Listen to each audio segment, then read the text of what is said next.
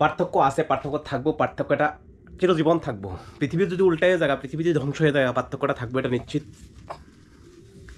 কারো ধর্ম পালন করার জন্য শরীরে উলঙ্গ অবস্থা থেকে শরীরে সুন্দরভাবে পরিপূর্ণভাবে জামা কাপড় বস্ত্র পরিধান করার কথা বলে, আবার কেউ উলঙ্গ হয়ে এসে নন্টুদিরা টানে। এটাই পার্থক্য।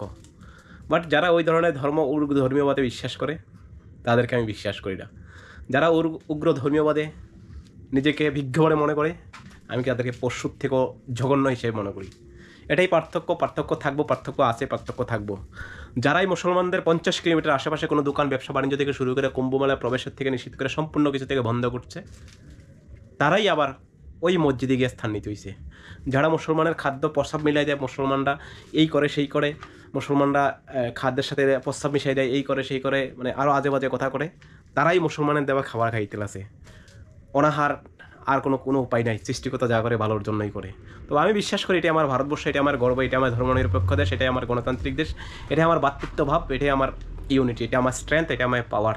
সারা বিশ্বকে আবার একবার প্রমাণ করে দিল আমরা ভারতবাসীরা কতটা, যতই কিছু রাজনীতি পলিটিক্সরা, যতই লিডাররা আমাদেরকে বিবাদ করার চেষ্টা করুক, ভাগ করার চেষ্টা করুক, কিন্তু আমরা তার থেকে কখনোই পিছু পা হাঁটি না। আমরা সবসময় একতার দৃঢ়গান আমরা একসাথেই গাই। এটাই আমার ঐক্য, এটাই আমার ভালোবাসা, এটাই আমার।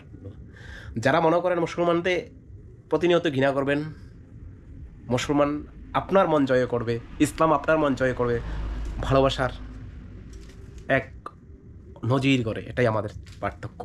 পার্থক্যটা থাকবে যারা বোরকার জন্য, যারা বোরকার জন্য প্রতিবাদ করেন, যারা বোরকা নিয়ে পরিধান করার জন্য প্রতিবাদ করেন, বোরকার জন্য অসম্মান করেন, বোরকাকে যারা প্রতিনিয়ত প্রতিহত করার জন্য চেষ্টা করেন, তারাই উলঙ্গ বাবার নন্টু ধরে টানাটানি করে, তারাই উলঙ্গ বাবাকে ধরে, তারাই এই বাবা সেই কিছু করে, তারাই আবার যাক, এটা যার যার ব্যক্তিগত ব্যাপার। But I honestly respect all the human beings. But I believe that আমরা ইন্ডিয়ান, আমরা ভিতরে একতা আছে এখনও 95% মানুষ হলো ভালো। আমরা ভ্রাতৃত্ববোধে বিশ্বাস করি, আমরা ভারতবর্ষে বিশ্বাস করি, এটা আমাদের ঐক্য।